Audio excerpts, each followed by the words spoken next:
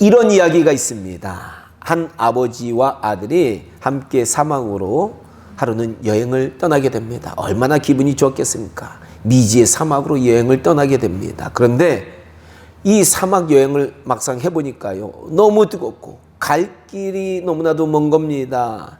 이때 지친 아들이 아버지께 이렇게 말했습니다. 아버지, 목이 마르고 지쳐서 죽을 지경입니다. 저는 더 이상 이 사막 여행 못하겠습니다. 되돌아가자고요. 그러자 아버지는 아들에게 이렇게 격려를 했습니다. 얘야, 여기서 포기하면 어떻게 하니? 끝까지 가봐야 하지 않겠니? 얼마 가지 않아서 사람들이 사는 마을이 틀림없이 있을 거란다. 얘야, 힘내자.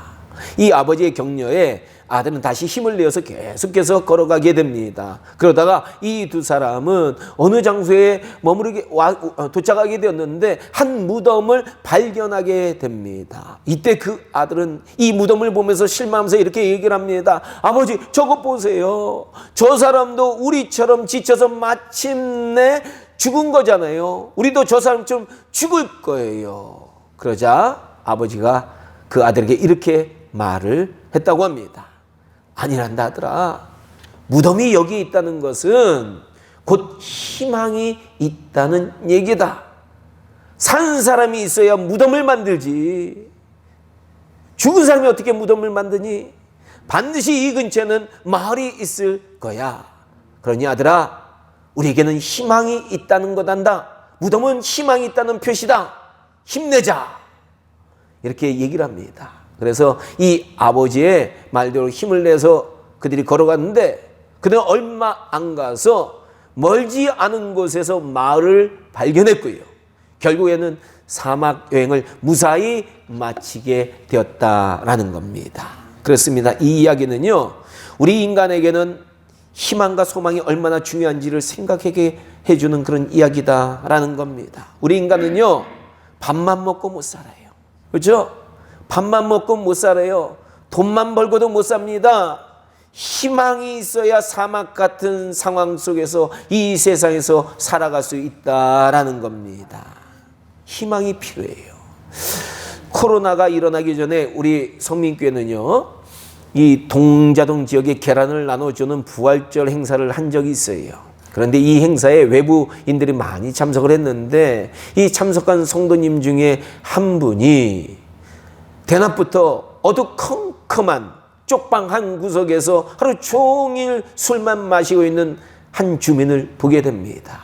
그때 이 성도님이 의미심장한 말을 합니다. 나는 이 사람의 심정을 이해가 돼요. 과거에 저도 잘못했으면요, 이 사람처럼 될 수 있었어요. 제가 조금만 더 희망이 없는 밑바닥으로 떨어졌으면 나도 이렇게 될 수 있었다라고 생각합니다. 저는 이 성도님의 이야기를 듣고 아직도 그 이야기를 잊을 수 없다라는 겁니다. 왜냐하면 저도 살아보니까요, 우리 인생이 캄캄해서 앞이 전혀 보이지 않는 것 같을 때가 찾아오기 때문이다라는 겁니다. 아니, 화창한 날만 있을 줄 알았는데 그게 아니더라고, 인생이요. 이럴 때는 나 혼자 어둠 속에 갇혀 있는 것 같다라는 생각이 들 때도 있어요. 사방이 너무 어두워서 어디로 가야 할지 모르는 막막함을 느낄 때도 있다라는 겁니다. 마치 하루 종일 술만 마시는 그 사람의 심정과 같을 때가 있다라는 겁니다. 그런데 이럴 때 우리에게 무엇이 필요합니까? 무엇이 필요합니까? 어렸을 때 시골 가보면요, 가로등이 없는 곳이 많은데요, 한밤중이 되면 한 치 앞도 안 보여요. 그래서 길을 가다 보면 잘못하면 눈두렁에 빠져가지고요, 쓰러집니다. 바로 우리 인생도 살다 보면요, 가끔씩 이런 어둠이 찾아온다라는 거예요. 근데 이럴 때 작은 후라시 하나만 있어도 돼요. 길이 보이기 시작합니다.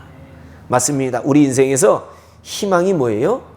희망이라는 게 바로 이런 작은 후라시와 같다라고 할 수 있습니다. 희망이 있으면 갈 길이 보이기 시작하는 거예요. 그러나 희망이 없으면 그 자리에서 더 이상 움직일 수 없고 앞으로 나가는 것이 두려워진다라는 겁니다. 그리고 앞으로 나가는 것이 두려워지는 그런 사람에게는 절망과 좌절과 낭망이 찾아온다라는 겁니다. 희망의 반대가 무엇이냐? 절망과 좌절과 낭망이에요. 우리 인생은 이 둘 중에 하나 속에 가는 거예요. 즉 희망이 없는 인생은 허무해지고요, 인생을 이길 힘이 안 생깁니다. 그러므로 우리 인간에게는 희망이 절대로 필요한 거예요. 희망이 필요한 거예요. 이 희망과 관련해서 이런 이야기가 또 있더라고요. 미국의 카네기라는 성공학자, 미국 사람들에게 참 영감을 불어일으키고 좌절과 절망에 빠진 사람들에게 희망을 줬던 이런 위대한 학자인데요. 이분이 어느 날 한 멋진 사무실을 들렸다고 합니다. 그런데 그 사무실에는요, 별로 멋없는 그림 하나가 걸려 있는 거예요. 아니, 그 사무실이 그렇게 멋진데 그림이 너무 멋없어. 이 그림에는 커다란 거룻배 한 척이 모래 위에 놓여 있는데 썰물 때문에 물이 쫙 빠지니까 모래 위에 덩그러니 놓여 있는 모습이 처량하고 절망적인 인상을 주는 그런 그림이 있었다라는 겁니다. 그런데 카네기가 보니까요, 그 그림 밑에 반드시 밀물 때가 온다라고 쓰여져 있는 거예요. 이 카네기는 그 사장님에게, 아니 이런 멋진 사무실에 왜 저런 그림이 걸려 있습니까? 라고 물었습니다. 그러자 이 사장님은요, 눈을 지그치 감더니 과거를 회상하면서 다음같이 말을 해주더라는 겁니다. 네, 저는요 과거에 셀즈맨이었는데요, 젊은 시절에 말할 수 없는 괴로움 속에서 허덕이던 때가 있었습니다. 세상 모두가 그때는 나를 방해하는 것처럼 보였습니다. 그러던 어느 날 어떤 분을 우연히 찾아갔는데 그곳에는 나의 가슴을 찡하게 하는, 감동을 주는 한 그림을 보았습니다. 그 그림은 나에게도 반드시 밀물의 때가 온다라는 확신을 가지게 해주었습니다. 나는 그 그림을 보면서 한참 감격을 했고요, 그 그림이 너무나도 마음에 들었습니다. 그래서 용기를 내서요, 그 그림 주인에게 농담적으로 이렇게 부탁을 했어요. 선생님께서 이 세상을 떠나실 때가 되면 저에게 그 그림을 주십시오. 그 그림이 너무 마음에 듭니다. 라고 부탁을 한 겁니다. 그런데 이 부탁을 하고 난 얼마 후에 저는 그 일을 까맣게 잊고 있었는데 그 그림의 주인은 뜻밖에도 그 그림을 저에게 가져온 겁니다. 그리고 이 그림이 당신에게 필요한 것 같으니까 당신이 이 그림을 가지세요 라고 저에게 준 겁니다. 바로 저의 사무실에 있는 이 그림이 그 그림입니다. 이 그림을 저는 날마다 보면서 힘을 얻었고 용기를 얻어서 지금 이 자리에 있습니다. 이 그림이야말로 오늘 나를 있게 한 소중한 그림입니다. 이렇게 얘기하는 겁니다. 그렇습니다. 이 사장님은 그 그림을 보고 인생의 밀물의 때가 반드시 온다는 것을 깨닫고 희망을 가진 거예요. 그리고 그 희망이 그를 성공적인 삶으로 인도했다라는 겁니다. 우리도 마찬가지예요. 우리에게도 반드시 우리 인생의 배를 띄워서 멋지게 항해할 수 있는 그런 밀물의 때가 찾아온다는 희망이 필요하다라는 거예요. 이 희망이 있으면요, 인생 사는 게 힘차지거든요.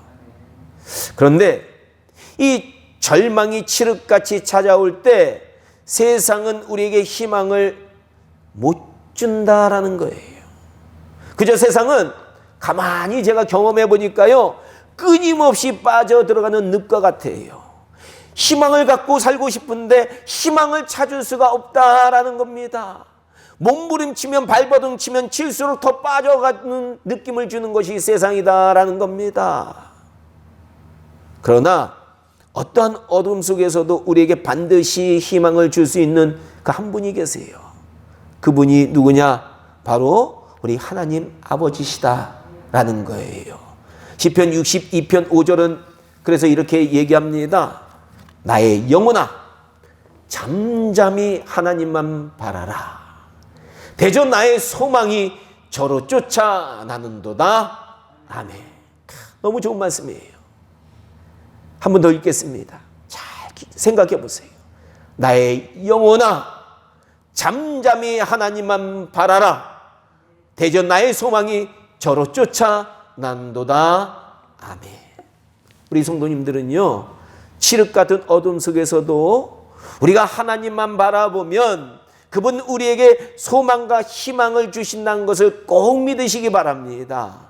우리는 하나님만 바라보면 절대 소망이 있는 거예요. 하나님을 우리가 바라보는 한은 우리에게 소망이 있다라는 겁니다. 그러나 오늘 본문에 보니까요, 이 희망을 잃은 한 사람이 나와요. 바로 가룟유다입니다. 그는 스승인 예수님을 대제사장과 장로들에게 은 30에 판 사람이에요. 그리고 그는 뒤늦게 후회를 했습니다. 예, 그는요, 은 30을 대제사장과 장로들에게 다시 가져옵니다. 그리고 내가 무지한 피를 팔고 죄를 범하였도다 라고 한탄합니다. 하지만 대제사장과 장로들은요, 야, 그것이 우리에게 무슨 상관이냐, 너나 당해라 라고 그를 질책합니다. 예수님의 피값이 가룟유다가 잘못했기 때문에 너가 당해라 라고 하는 그런 얘기입니다. 그러자 가룟유다는요, 이 은 30을 성소에 던져버리고 스스로 목매달아 죽게 되었다라는 겁니다. 우리는 이 가룟유다를 보면서요, 이 죽음은 희망과 관련되어 있다는 걸 추측할 수 있어요.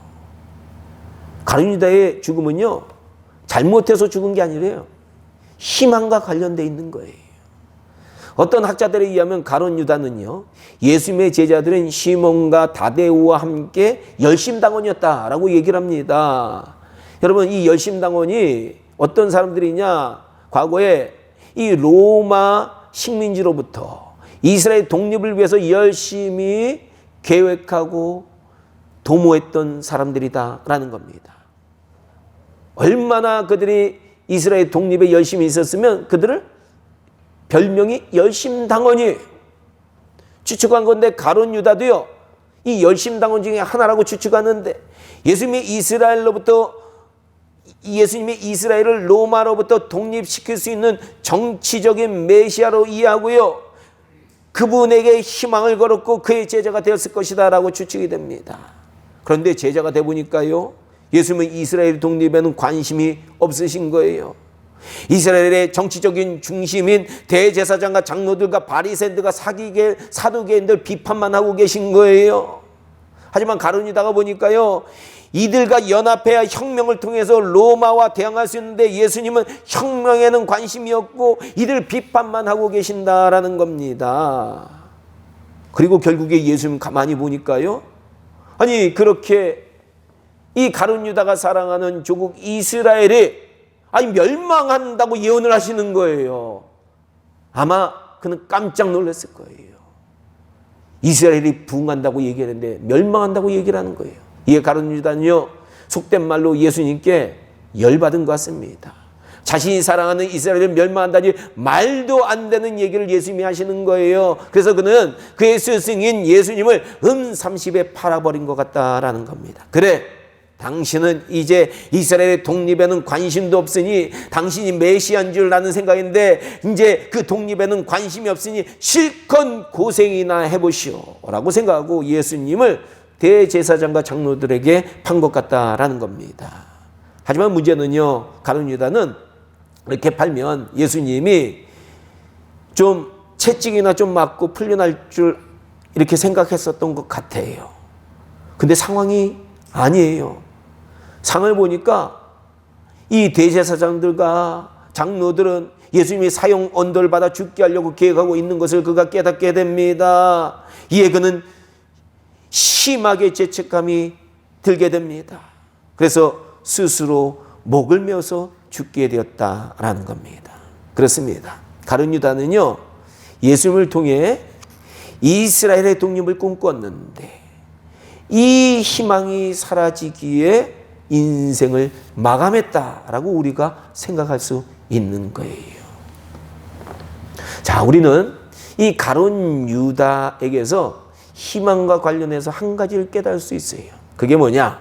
그건요, 참된 희망이 되지 못하는 것에 희망을 걸면 좌절과 낭망이 온다 라는 걸 깨달아야 되는 거예요. 참된 것에 희망을 걸어야 돼요.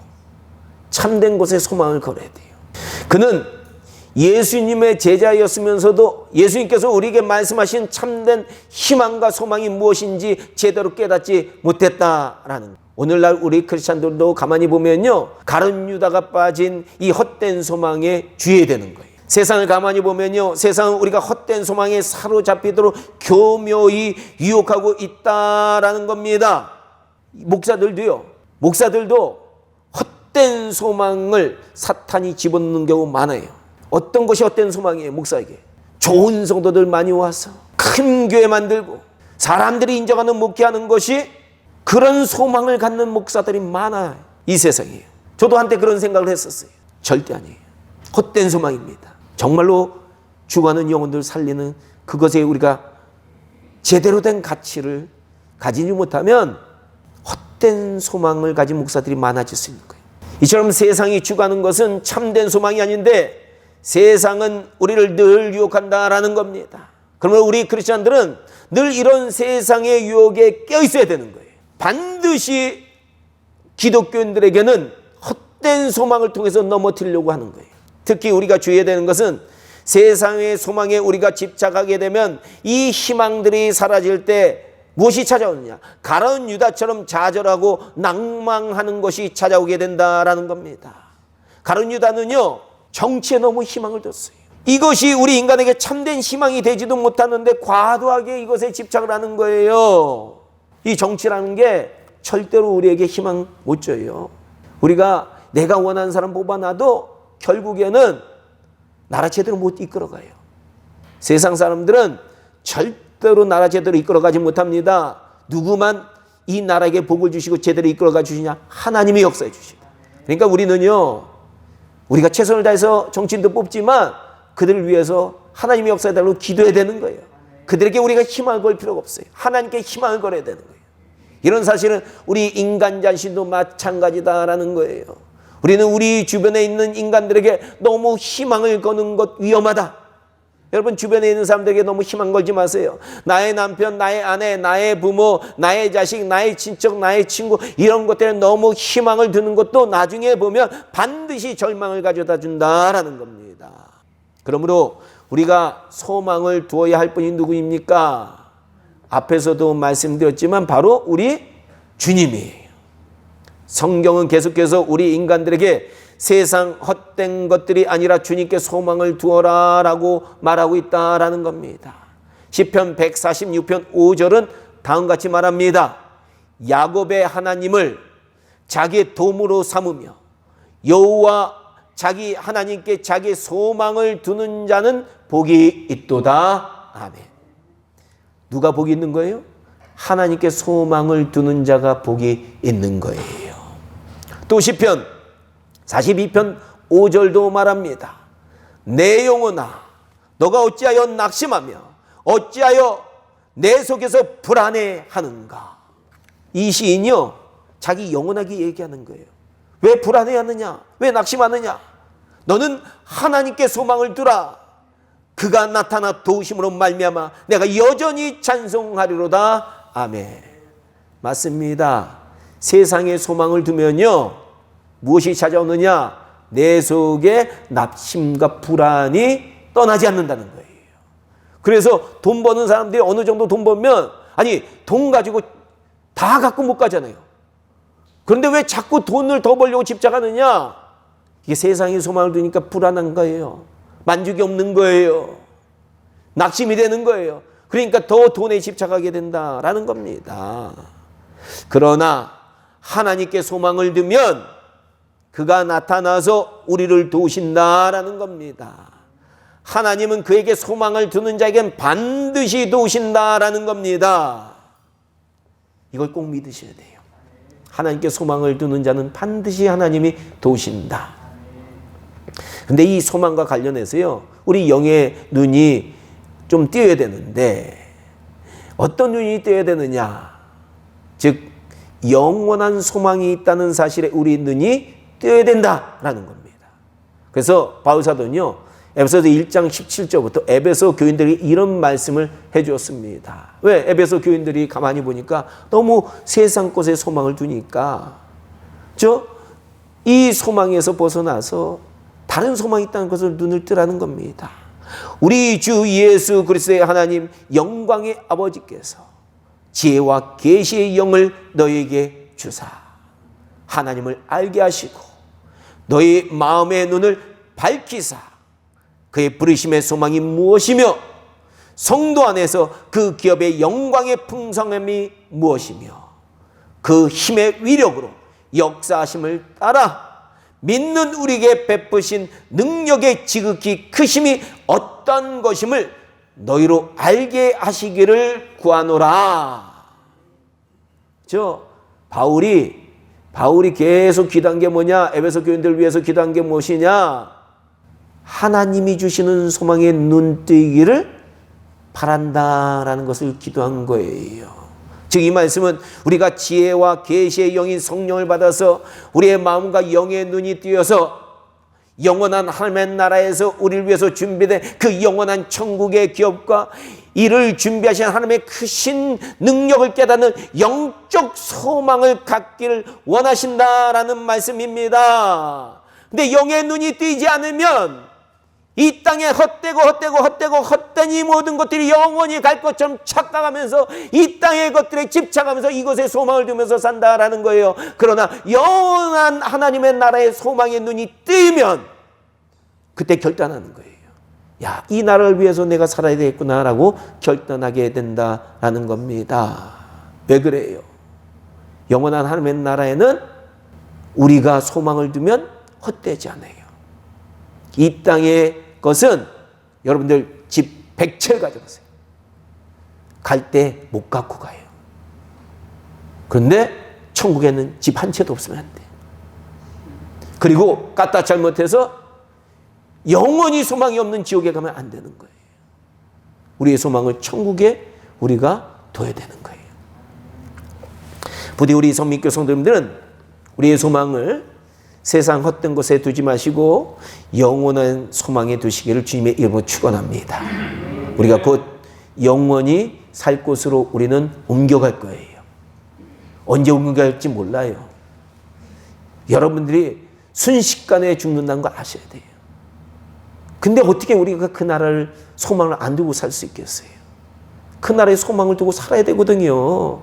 이 눈이 뜨어야 되는 거예요. 그러려면 성령님께서 우리에게 지혜와 계시의 영을 주셔야 되는 거예요. 그래야지만 이 눈이 뜨이기 시작하는 겁니다. 말씀 마치겠습니다. 부디 우리 성민교회 성도님들은 이 세상을 살아가실 때 세상의 헛된 소망에 그 마음을 두지 마시고 하나님만이 우리의 소망임을 깨닫고 그분에게 우리의 소망과 희망을 두어야 돼요. 하나님께 소망과 희망을 두어야 돼요. 그렇죠? 근데 그러려면 말씀을 자꾸 읽어야 돼요. 그리고 성령님께서 지혜와 계시의 마음을 우리 성령님께 받아서 영원한 소망의 눈이 뜨이고 우리 인생은 이 영원한 소망을 위해서 잘 준비하는 저와 여러분들이 다 되시기를 주님의 이름으로 축원합니다. 이제부터 우리 눈이 좀 뜨이자고 해요. 세상 것만 자꾸 바라보지 말고 영원한 하나님의 나라를 위해서 내가 어떻게 준비할까? 이 소망의 눈이 뜨이는 저와 여러분들 다 되시기를 다시 한번 주님의 이름으로 축원합니다. 기도하겠습니다.